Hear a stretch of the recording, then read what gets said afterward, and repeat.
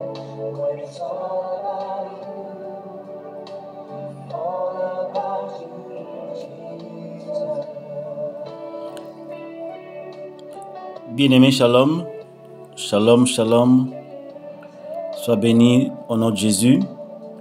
Très ravi de te retrouver encore ce matin pour qu'ensemble nous puissions célébrer ce culte glorieux à notre Seigneur, Jésus-Christ de Nazareth. Lui qui, une fois de plus, a déployé ses ailes pour nous protéger, nous préserver la vie. Nous allons lui rendre culte parce qu'il le mérite. Seigneur notre Dieu, nous bénissons et rendons gloire à ton nom, Jésus-Christ. Toi qui, une fois de plus, Père éternel, fidèle à toi-même, tu as veillé sur nous et tu nous as préservé encore le souffle de vie. Béni soit ton Saint-Nom, te rendons culte, nous voici au pied de ton trône. Accueille-nous favorablement et que ton esprit soit notre guide, notre Seigneur et notre Maître, et toi seul, Jésus-Christ, puisse être glorifié. Dans le nom de Jésus, nous avons ainsi prié. Bien-aimés, nous allons continuer notre thème. Bien sûr que nous avons commencé hier, l'une des armes défensives d'un chrétien. Nous parlions du casque du salut. Nous avions commencé par maintenant étudier ou bien développer les armes spirituelles des chrétiens, mais les armes défensives.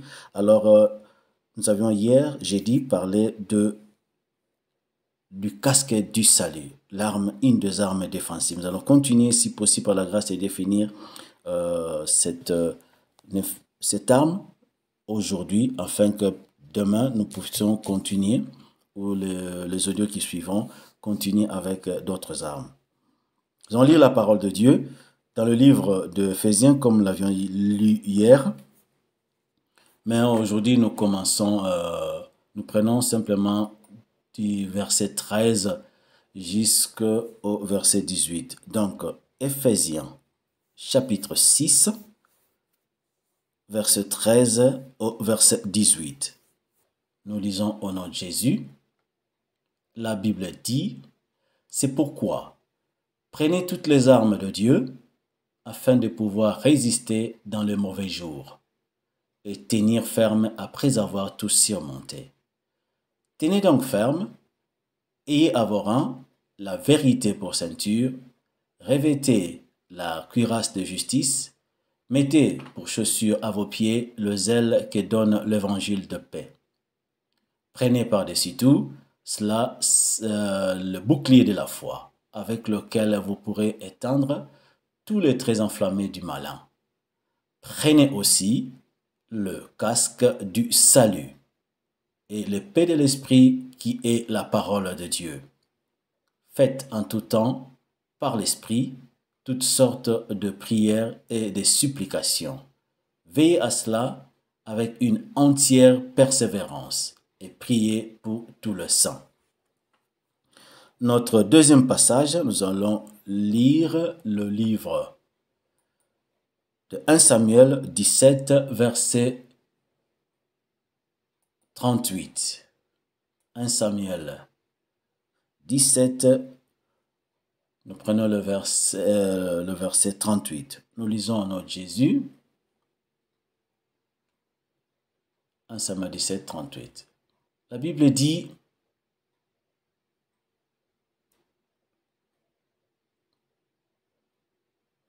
« 1 Samuel 17, verset 38.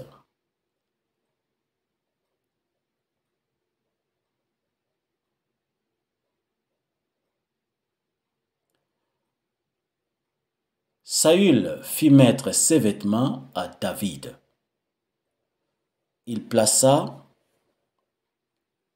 sur sa tête un casque d'airain et le revêtit d'une cuirasse.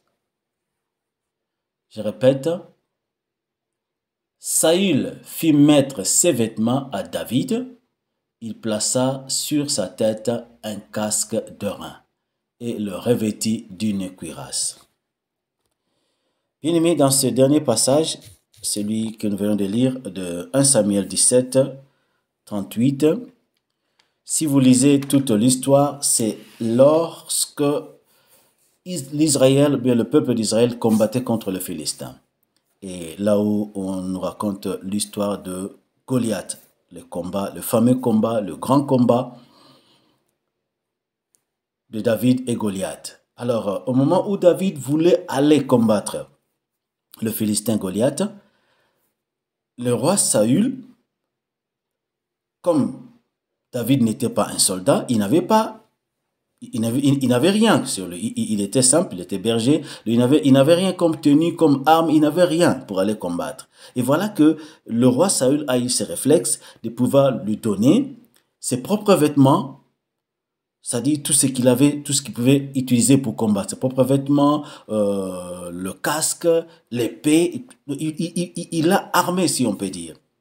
Et là, c'est ce qui nous apprend maintenant. Donc, quand on est, c'est un grand message en principe. Quand on vient, on n'est pas soldat, donc on vient comme David et on veut s'engager et on s'engage dans un combat comme soldat. Donc c'est tout à fait l'histoire quand quelqu'un qui n'est pas encore converti, quelqu'un qui vient comme ça, qui n'est pas encore dans l'armée de l'Éternel, et tu rentres dans l'armée de l'Éternel. Et là, quand tu rentres dans l'armée pour aller combattre, là, pour une parenthèse, on nous montre que non, on te donne, tu dois acquérir, tu dois avoir les armes pour aller combattre. Donc quand on voit David venir simplement comme ça en tant que berger, il n'a rien sur lui, il n'a pas d'armes, il n'a pas d'épée, il n'a pas de casque, il n'a rien. Lui, il était berger. Donc c'est tout à fait quelqu'un qui n'était pas, qui n'avait rien à voir avec l'armée de l'Éternel, parce que l'Israël, l'armée, le peuple de Dieu, donc quelqu'un qui est venu sans être armé spirituellement. Ça, j'ai dit, c'est un grand message, mais je donne simplement une petite parenthèse pour que nous puissions comprendre. C'est le sens, l'utilité des armes spirituelles. David vient, il n'avait rien. Il n'avait qu'un bateau de berger. Et voilà qu'il est maintenant au milieu de soldats bien armés. Et il veut aller combattre. Et il ne peut pas aller comme ça. Donc tu viens comme ça, tu n'as rien, tu es converti, tu es vide, tu n'as rien. Et maintenant, on t'apprend, tu reçois. Et Dieu, maintenant, quand tu rentres pour aller combattre contre le Philistin, le diable, parce que le Philistin Goliath, c'est l'image de l'ennemi, l'image du diable. Les Philistins sont des ennemis des enfants de Dieu.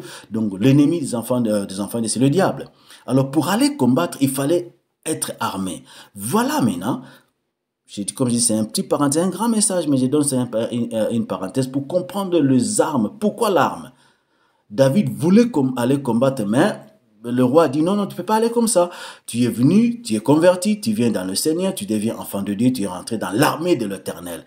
David l'a dit, s'il a combattu Goliath, il avait dit, je veux tuer ces Philistins. C'est un circoncis parce qu'il a insulté l'armée de Dieu, du Dieu Tout-Puissant.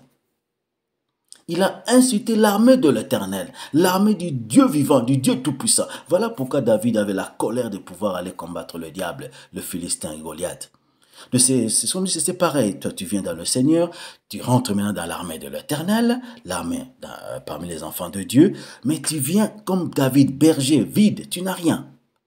Alors pour aller combattre, le réflexe du roi Saül a été, non, tu dois être armé, mon petit. Tu vas aller combattre, mais tu dois avoir des armes. Alors, prends ça. Il lui a donné sa tenue, il lui a donné son épée, il a donné le casque aussi. Donc, on vient dans le Seigneur, on vient vide, on devient enfant de Dieu, on entre dans l'armée du Dieu vivant. Mais pour maintenant commencer à engager des combats, pour aller maintenant combattre les Philistins, le diable, le Goliath, il faut être armé. Et voilà le réflexe, il devait porter des armes. Bon, nous savons qu'il n'est pas parti avec ses armes parce qu'il n'était pas assez accommodé à cela. Mais au moins, il avait ses pierres. Il a pris ses pierres, ça c'est une autre révélation. Christ étant que le roc, les pierres, donc ça on verra. Bon, c'était une parenthèse pour dire que non, les armes dans la vie chrétienne en tant que combattant, en tant que soldat de l'Éternel, l'arme ou les armes sont très importantes. Alors, David a eu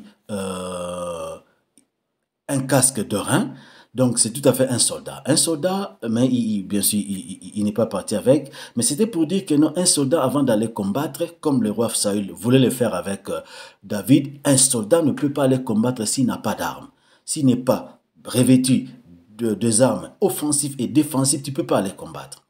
Et c'est pareil avec nous, enfants de Dieu. Dieu nous donne les armes défensives et les armes offensives. Sans cela, on ne peut pas les combattre. Voilà pourquoi, si nous parlons des armes, prenez conscience, mes amis. Prenez conscience, mes frères, c'est très important. L'Esprit me convainc qu'il faut vraiment les connaître. Il faut savoir que nous avons l'autorité, le pouvoir, mais nous avons aussi nos armes. Et si on connaît nos armes, avec l'autorité, le pouvoir que nous avons, nous allons vraiment mieux les utiliser.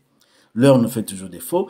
Donc, je vais peut-être pour dire que non, le casque, c'est très important. Le casque, ça protège la tête.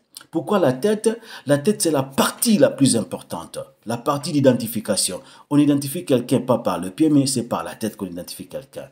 Et dans la tête, nous avons dit, l'organe le plus important, le plus grand, c'est le cerveau. Et le cerveau, dans l'anatomie, c'est quoi? Le cerveau dans l'anatomie, c'est là où c'est la source, c'est là où tous les nerfs, donc c'est la centrale électrique de tous les nerfs pour tous les corps. Et les nerfs, ce sont les nerfs qui sont responsables de tout mouvement. Les nerfs sont sur le muscle et le muscle, pour bouger, pour ne faire, tout est coordonné par le nerf. Les nerfs, on ne peut rien faire sans le nerf. Alors rien faire. Je te dis rien faire. Donc si tu coordonnes la centrale électrique des nerfs, tu coordonnes tout le corps. Voilà pourquoi le cerveau est très important. Je prends un petit exemple. Quand quelqu'un, par exemple, dans la vie, arrive à faire ce qu'on appelle une attaque cardiaque, c'est-à-dire que AVC, comme on le connaît. C'est le cœur qui est touché. Le cœur est affaibli pour ne plus avoir la capacité de pomper suffisamment le sang pour distribuer le sang dans tous les corps. Et dans le sang, il y a l'oxygène. Alors, quand le cœur est affaibli, le cœur distribue le sang, mais pas suffisamment. Alors, le cerveau, la médecine ou l'anatomie explique que le cerveau, c'est l'organe le plus consommateur de l'oxygène dans le corps humain. Donc le cerveau a besoin de beaucoup d'oxygène. Alors quand l'oxygène ne monte pas assez au niveau de la tête, c'est ce qui fait que le cœur est affaibli, mais n'est pas mort, parce que si le cœur est mort, donc tu es réellement mort. Mais AVC, tout ça, ce n'est que l'affaiblissement de la puissance du cœur de pouvoir pomper le sang pour le distribuer dans tout le corps, de la tête jusqu'aux pieds. Alors, le cœur, lui, il est malade, mais il n'est qu'affaibli. Mais le cerveau, qui a besoin de beaucoup d'oxygène, quand il ne reçoit pas son oxygène en suffisance, alors il y a une partie du cerveau qui meurt. Quand une partie du cerveau meurt, comme cette partie-là meurt, donc c'est les nerfs de cette partie-là qui sont morts. Et voilà maintenant la personne. Le cœur est affaibli, c'est lui qui avait des problèmes, mais le cerveau, pour comprendre la puissance, la valeur du cerveau, le cerveau est touché, une partie est morte. Alors c'est le pied, par exemple, ou bien les jambes, ou bien la main qui est maintenant paralysée. Le cerveau est touché, quelqu'un devient paralysé, par exemple, le jambe, il ne peut plus marcher, ou peut-être la main, il ne peut plus utiliser sa main, ou bien ses mains, donc, ou bien peut-être une partie, la partie gauche, la personne est paralysée, ou la partie droite. Mais la cause, ce n'est pas à la main, la cause n'est pas au pied, la cause n'est même pas dans le cœur, mais la cause, c'est le cerveau. Donc le cerveau est très important. Voilà pourquoi il faut vraiment protéger le cerveau. C'est aussi le central des pensées. Donc quand quelqu'un arrive à contrôler les pensées, c'est contrôler tous les corps. Contrôler les pensées, c'est contrôler tous les corps. Je vais dire par là que si l'âme est dans le cœur, mais les pensées sont dans le cerveau.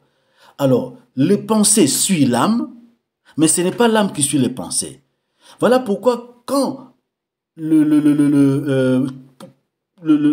savoir contrôler, pardon. Quand on contrôle les pensées, on contrôle tout le corps. On contrôle l'âme, on contrôle l'être humain, on contrôle la vie.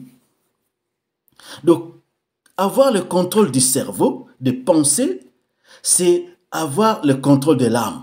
Parce que ce sont les pensées qui suivent l'âme, mais ce n'est pas l'âme qui suit les pensées.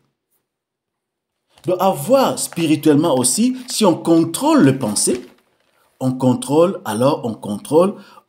l'être spirituellement. C'est on contrôle totalement spirituellement par le cerveau. Nous allons lire encore rapidement un passage biblique pour clôturer. La Bible dit, dans le livre de 2 Corinthiens 10, 3 à 5, la Bible dit, « Si nous marchons dans la chair, nous ne combattons pas selon la chair, car les armes avec lesquelles nous combattons ne sont pas charnelles, mais elles sont puissantes par la vertu de Dieu pour renverser des forteresses. Nous renversons le raisonnement et toute hauteur qui s'élève contre la connaissance de Dieu et nous amenons toute pensée, j'insiste, captive à l'obéissance du Saint-Esprit. Donc, voilà, ce passage nous dit à la fin, captiver, amener toute pensée captive à l'obéissance à Christ. Donc, c'est très important pour comprendre la valeur de la pensée, la tête. Donc, posséder ou captiver les pensées veut dire avoir le règne de l'âme. Dans le bien ou dans le mal, le diable veut siéger le cerveau et suyer les pensées. Il sait, le diable sait s'il vit dans ton cerveau, il règne dans ton cerveau, il domine ton cerveau. Si les pensées sont souillées, les soucis, les pensées négatives, toute pensée qui est de faire du mal, même pour tuer, même pour voler, même pour insulter, tout ce qu'on fait comme mal, ça vient d'abord les pensées. Donc c'est tout ce qu'on peut faire comme acte, ça commence par la pensée et ça descend dans l'acte. Alors le diable veut contrôler les pensées de l'homme. Tout comme le Saint-Esprit veut aussi contrôler la pensée. Donc, c'est à toi, enfant de Dieu, de savoir que si tu es né de nouveau, le salut doit maintenant te protéger pour savoir protéger tes pensées. Dans le domaine de pensée, la tête doit être réservée qu'au Saint-Esprit. Alors, c'est le salut qui doit te permettre de pouvoir défendre tes pensées, pour que tes pensées restent des pensées saines, des pensées d'enfants de Dieu, des pensées pures, des pensées pour donner gloire à Dieu, des pensées qui est de faire du bien.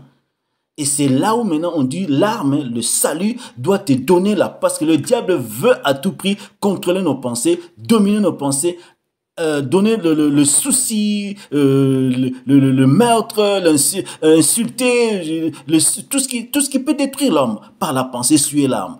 Alors, le Saint-Esprit, lui, nous dit par l'arme, le salut doit nous donner la force de combattre pour ne pas laisser ces domaines au diable, mais par l'aide du salut, que nos pensées, la tête, le Saint-Esprit seul doit régner dans toutes nos pensées. Voilà pourquoi, pour clôturer, excusez-moi pour le temps, j'ai peut-être dépassé pour 1 ou 2 minutes, je voulais simplement clôturer pour qu'on puisse comprendre que le salut nous donne la capacité de pouvoir protéger nos pensées.